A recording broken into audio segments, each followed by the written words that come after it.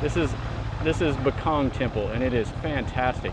It's a pyramid style temple, and it's surrounded by a moat and a wall, and it's massive. This is all 9th century stuff out here. Pre-Angkor.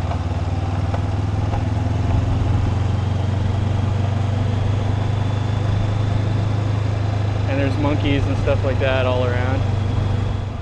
And there's a couple small little ruins and stuff over here also.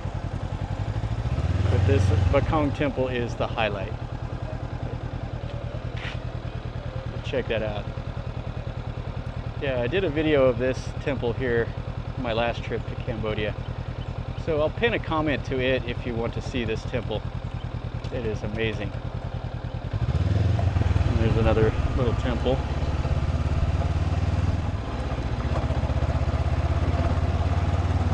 Yeah, this part of the road right here is quite nice. It's that loose sand and stuff, but it's not bad. And this is what you see in rural Cambodia.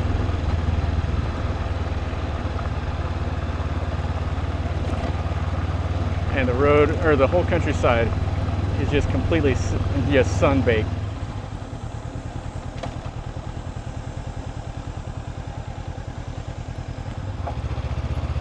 All the kids out there in their school uniforms. Lots of cows.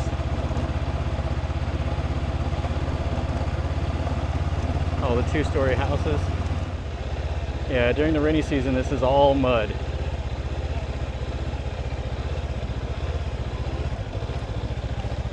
So you could hike up in here if you wanted to. Walk through the mud to get up to the temple during the rainy season. Right now you could walk there pretty easy just through this sand on this trail.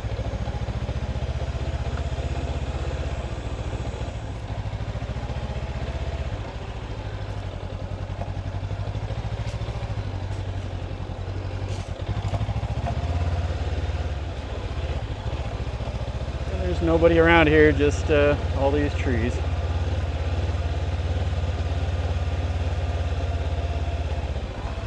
Looks like they farm right here.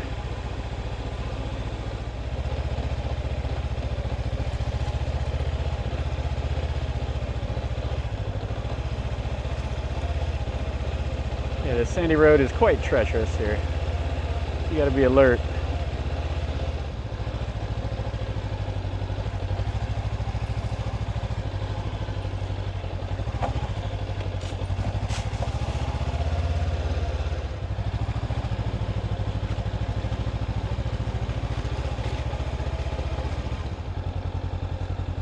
Welcome everybody.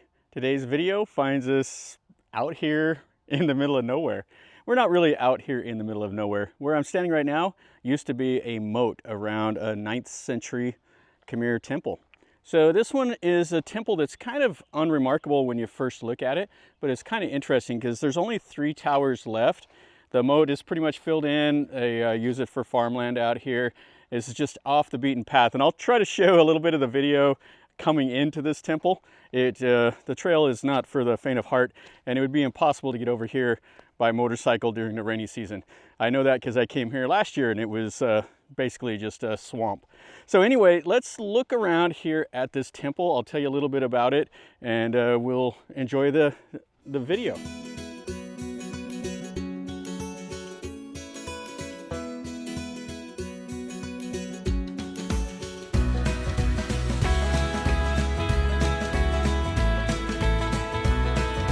This is the country that you see. You just have the jungle here, and it's really a sandy soil. And when I came here last year, this was completely underwater. It was impossible to get over here. Now it's dry. It's drier than a bone because it's like 41 degrees. So I was able to come down here. The road is quite sandy, so you know it's treacherous even on a motorcycle. So there's not a whole lot here now. There's 3 prongs, but the site used to have, where I'm coming right now is I'm walking in the east entrance to the site. There was a Gopura, and then the moat was out there. And this site would have been 500 meters by 800 meters. It would have been quite large. And they believe it was started by the Khmer King Jayavarman II, and it was finished under Jayavarman III. And then there's just the 3 towers, and it's just back here in the jungle. So you don't even know it's here. You can see the trees, but if you're not aware that there's a temple here, you'd go right on past it. And this is what we can see right here of Prei Monti Temple. Now it has an unusual stone right here. We'll talk about that here in a sec. But there's 3 towers, and they're facing with the openings towards the east, and it's on a little sandstone pedestal. And then there's 1 lintel, and all the buildings that would have been around here are completely gone. They would have been wooden constructions of, you know, people, the farmers and stuff that lived here. And this is how I came. So it just goes right down through the little trail. So this is an interesting piece of stone here. So what they say is, the locals say that this was the king's bathtub. I don't know if that's true or not, but what else would this have been used for? It would have held water for sure. You can see where they carved all that sandstone, and then they constructed the bottom part down there out of brick. Looks like they plastered over it, and it has carvings all around the top, and they would have notched it. They would have put stuff up here. Yeah, it's kind of an interesting piece. So it's up to you to decide what would that have been used for. But it's just sitting out here. The buildings would have been made out of wood, so they would have deteriorated off. You can see these big, humongous trees here, just pieces of sandstone laying everywhere. And then it has a really nice lintel right here. And this is just propped up over here by the trees. It looks like there's another lintel over there and over there. So they came in and they did a little partial restoration, and mainly just to keep this site from collapsing down. I don't know if you can see that on the camera, but that's all the little detail that was carved here 1,200 years ago. There's a guy here with a hammer banging away. And then this is like one of the tops of the door here, but it's completely gone. And they've shored this up to keep it from falling, one of the faux doors. And you can see the beautiful carvings of the stone columns. So this piece here looks like actually is a newer piece that they put in here. But the tower is in too bad a shape. It's still wanting to slough off. I don't think they have any plans to come in here and do anything with this site. It's just someplace that nobody visits. It's hard to get here, and nobody really knows about it. So this is the 3 towers. And this is a pretty common style that you see. And you see it in a lot of the temples, even into some of the Khmer temples in Thailand with this styling. And then there would have been buildings all around here. And then over that away would have been more of the moat. And the moat's dry now. And some more of the columns that are just laying down here. The bases are broken off. And you can see where they notched all in this sandstone here for the bottom of the door. And then just all the debris and everything around here. It's kind of cool though, because it has these trees and it gives you a little bit of break from this sweltering Cambodian heat that is just oppressive.